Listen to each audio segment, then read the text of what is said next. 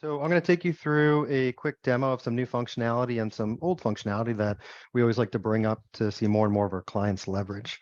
One of those is the embedded SFTP functionality, which allows you to bring in some flat files. Previously, you might have used tools. You can see here I have Bitfiles open. You might have used tools like this or FileZilla, some of these local tools that allow you to download a program essentially, and then allows you to upload different files into a window that might look like this. And so a few different steps here. Usually IT needs to get involved. And so what we did was we came up with a way to streamline this to make it easier for you. And this is probably a release or two old, so still relatively new, but I use it all the time personally.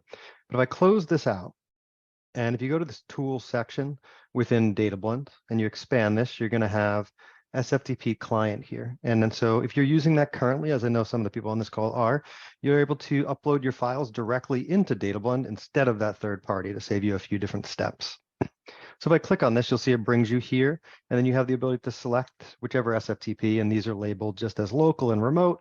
Yours might say something different, but once you do that, that screen I had open before, you're going to see it here, is showing up right within the browser. So this prevents me from having to download the program. I don't need to put in my SFTP credentials every time. They're already saved in DataBlend, and only DataBlend users can access this.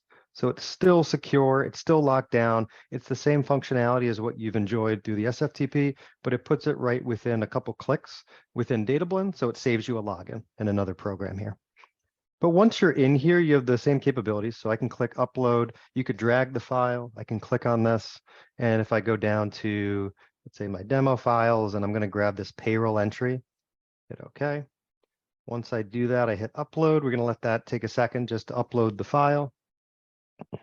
Once it's done, it's going to function the exact same way that exists on the SFTP.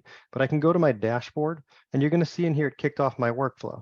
And so in the history section, you see that it's on step 2 of 4 related to creating that payroll entry. And it's just taking an Excel, it's going to transform it. It's going to go create a payroll journal entry within my Sage Intacct system in this example.